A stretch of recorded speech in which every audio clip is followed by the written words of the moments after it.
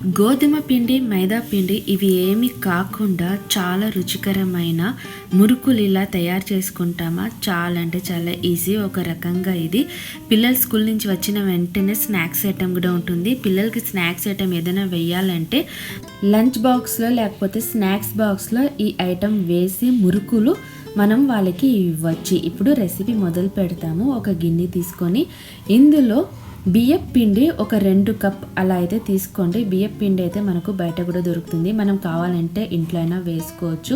ఇందులో కారం రుచికి తగినంత అంత వేసుకోండి. కారం కొంచెం ఎక్కువ ఉంటేనే చాలా బాగుంటుంది ఈ మురుకులు. జీలకర్ర వచ్చి 1 టేబుల్ స్పూన్ వేసుకోండి. సాల్ట్ రుచికి తగినంత వేసుకోండి.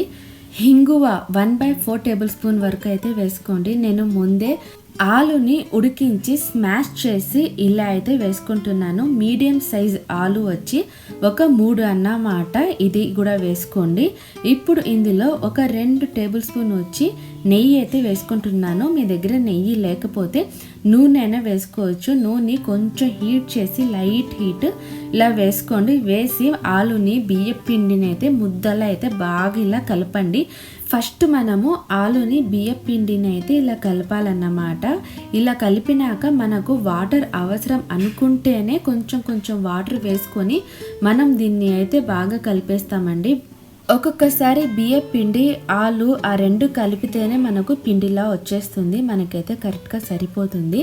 అలా లేదు అని అనుకుంటే కొంచెం వాటర్ వేసుకొని మనం ఇలా బియ్యం పిండిని ఇలా ముద్దలా కలిపేయాలన్నమాట. ఇప్పుడు ఇది కలిపేసినాం కదా, కలిపేసి మనము దీన్ని అయితే ఇప్పుడు పక్కనైతే పెట్టేస్తాము. ఇప్పుడు మురుకులు వేయడానికి ఒక మెషిన్ అయితే తీసుకుంటాను. నేనైతే ఇలాంటి చాలా హోల్స్ ఉన్నవి అయితే తీసుకుంటున్నాను. మీ ఇష్టం అన్నమాట. మీకు ఏ హోల్ అంటే ఇష్టమో మురుకులది అది తీసుకొని మీరు సెట్ చేసుకోవచ్చు. మనం ఈ మిషన్ లోపలైతే ఫస్ట్ టైం అయితే ఆయిల్ ఖచ్చితంగా అయితే మనము లోపలైతే స్ప్రెడ్ చేసుకోవాలా. లేకపోతే మనం పిండి లోపల వేసేటప్పుడు అది అయితే పిండికి ఇంకా మెషిన్కి అయితే అతుక్కుని పోతుంది. అందుకోసం అన్నమాట మనము లోపల ఫస్ట్ ఆయిల్ అయితే స్ప్రెడ్ వేసుకొని ఆ తర్వాత మనం లోపలైతే మిషన్ లోపల ఈ పిండిని అయితే వేసేస్తాము.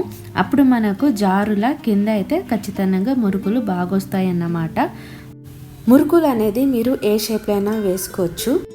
డైరెక్ట్గా అలా నూనెలైనా వేసుకోండి, లేకపోతే ఒక కబ్బీర తీసుకొని అందులో వేసుకొని అలా అయినా వేసుకోండి. నేనైతే ఒక్కొక్కటిగా ఇలా వేసుకున్నాను. మీకు ఒకసారి చూపిస్తున్నాను. ఈ మురుకులు లో ఫ్లేమ్ నుంచి మీడియం ఫ్లేమ్ వరకు అయితే మనం దీన్ని అయితే ఫ్రై చేసుకోవాలా.